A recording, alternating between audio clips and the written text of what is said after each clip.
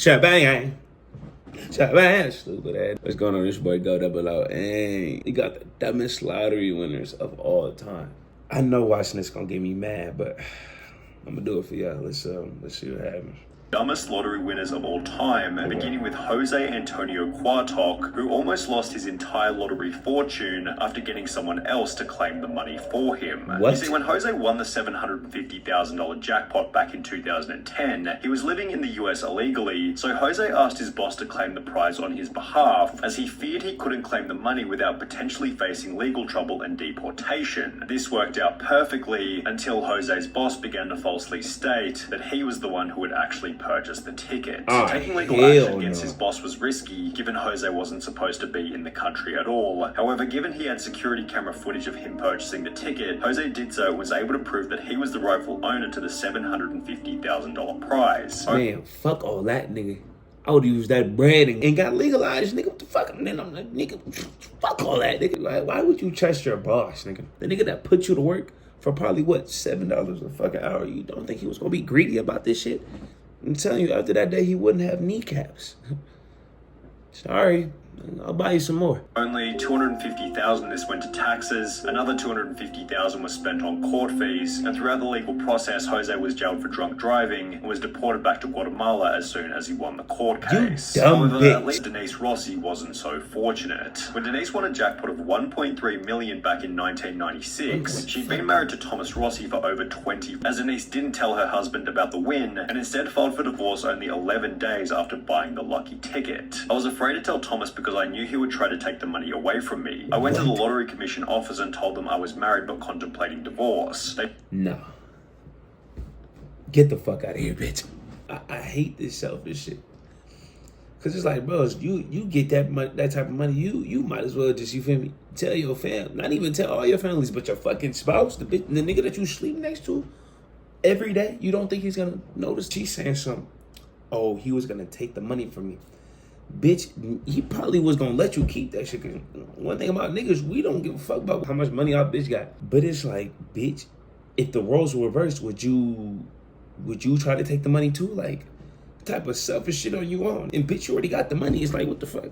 They told me to file before I got my first check, which I did. Denise was initially successful in hiding the money from her now ex-husband, as for a whole 2 years after their divorce, Thomas had no idea that Denise had ever won the lottery. However, in May 1999, a letter was sent to Thomas's home address, asking if Denise was interested in a lump sum buyout of her lottery winnings. This was the first Thomas knew about the lottery prize. He confirmed that Denise was a winner with the California lottery, and given they were still married at the time of the win, Thomas launched a lawsuit stating that he was entitled to half need that bread, bitch. The judge specifically found that Denise's failure to disclose the lottery winnings constituted fraud, oppression, and malice, and as a result, the trial court awarded Thomas 100% of the lottery winnings, which left Denise with less than nothing, considering she also had to pay for her own legal fees. Yes.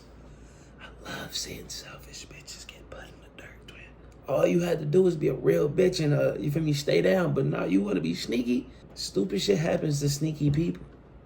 Sorry, bitch. Good luck on that lawyer fee. However, Denise's loss of $1.3 million was still nothing in comparison to Evelyn Adams. Dubbed the luckiest woman in America, Evelyn Adams became the first person in human history to win the lottery twice, initially for $3.9 million in October 1985, before winning another $1.4 million only 4 months later. With the probability of this win being approximately 1 in 17.3 trillion, Evelyn seemed to realize that she had no lottery luck left by stating that she was going to quit playing, and instead began to buy various businesses, including the convenience store where the lucky tickets had been purchased. While you could argue that this was a smart move, Evelyn still hadn't fixed her gambling problem, and instead of buying more lottery tickets, she instead took the rest of her winnings to the Atlantic City casinos, where she lost her entire remaining fortune. Oh, fucking fuck.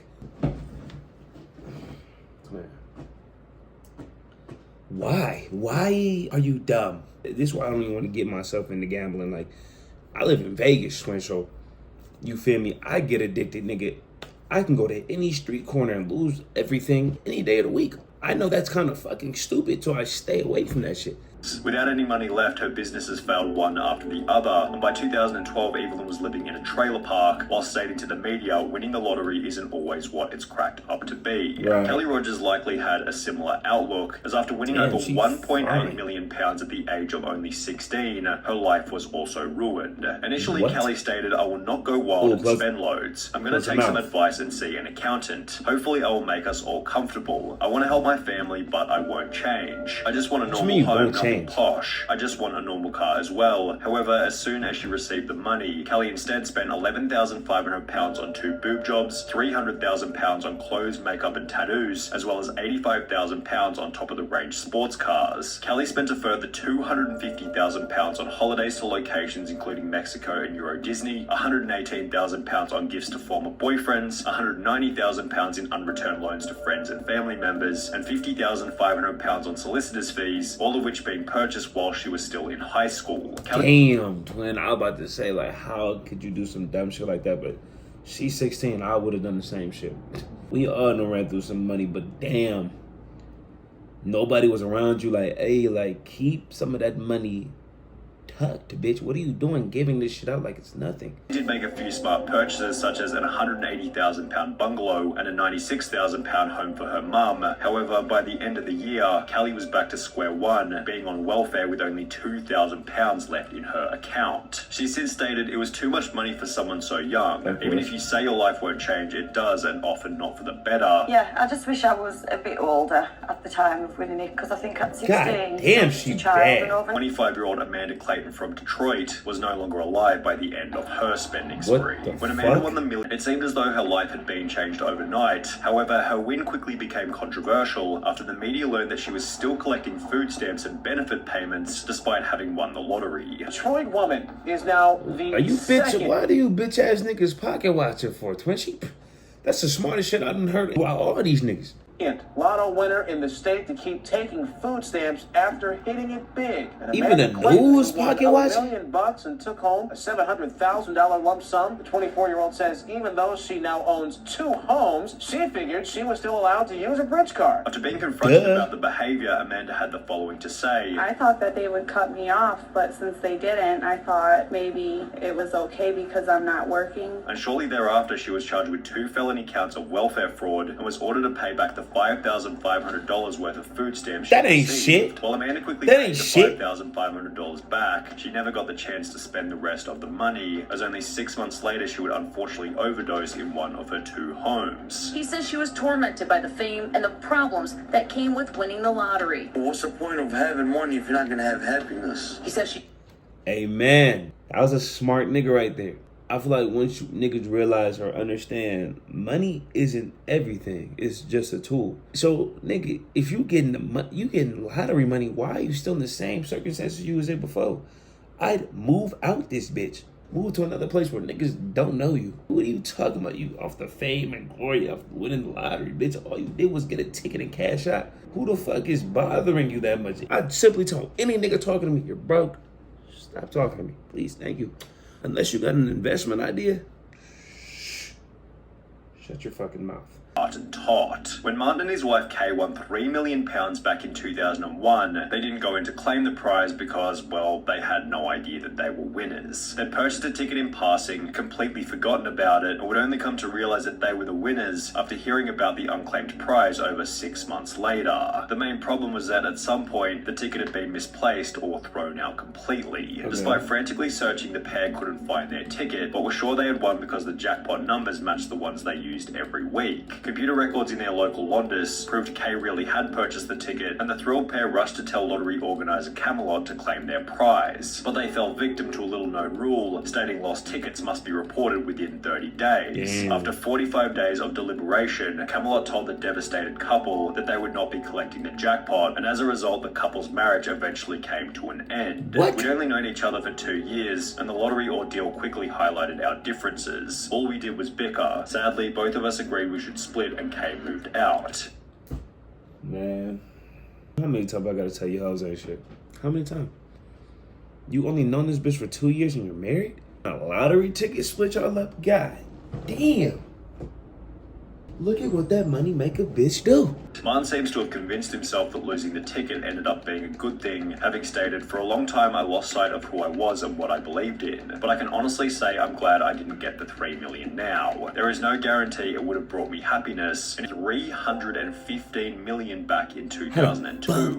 Unlike almost everyone. How the fuck you, what? How you fuck off $350 million, nigga? Let me hear some dumb shit, I'm flipping out. Everyone else in this video, Whitaker was actually quite successful prior to winning the lottery, having built up a net worth of over 17 million with the assistance of his construction company. And you already have money, that he was nigga? in a position to manage a large lottery win, this isn't what would happen. Whitaker instantly donated 10% of the winnings to churches, Christian groups, and spent a further 14 million establishing the Jack Whitaker Foundation, which provided free food and clothing for low-income families in West Virginia. Obviously, you're doing God's work with all this money. Yes, I am. Amen. I'm helping a lot of people, and I plan to help a lot more. He then drove back to the convenience store where he had purchased So the what the fuck is ticket wrong? before giving the clerk a $44,000 check, a $123,000 house, and a brand new Jeep Cherokee, which was followed by Whitaker buying himself a Lamborghini in which he drove around his neighborhood throwing money out of the window. Oh. After flaunting this wealth, his Lamborghini... Well, that can't fucking go so well. You gonna help motherfuckers, just help. Don't. Why you throwing money like niggas is peasants? Nigga, you niggas need this more than me. You niggas broke. The fuck are you doing? He was broken into, where thieves stole $545,000 in cash. However, this apparently wasn't much of a wake-up call, as his car was then broken into for the second time, resulting in the loss of a further $200,000 cash. Why do you have that Jack much Whitaker's money in your granddaughter car? passed away, his daughter then passed away, which was followed by a divorce with his wife. And now you've lost your granddaughter. You're about to be divorced from your wife. Where does this ever end? Leading him to state that he had lost everything. I pretty much lost everything I held dear in my life. You got lots of money. Money has never meant anything to me. You have to have money to exist in this world, but money doesn't rule the world. Money is not what makes people happy. Jesus Christ. If you don't look at this shit as a wake-up call, I don't know what you will do. Because I feel like genuinely day by day, all motherfuckers think about is how can I make $1? How can I make some money? That's the main objective of today's age. And it's like, damn, it don't matter if you got the most money or the least money. That never depicts who you are as a person. So if you broke and you like eating chips and getting hoes, when you get that money, all you're going to do is spend that money on snacks and hookers. The money will just go right back where it came from. But yeah, y'all let me know your opinions down in the comments. Let me know how this video make you feel about money, about family, about anything. Just put it down in the comments. And I'm going to see you on the next one. Be safe. Live, laugh, love, bitch.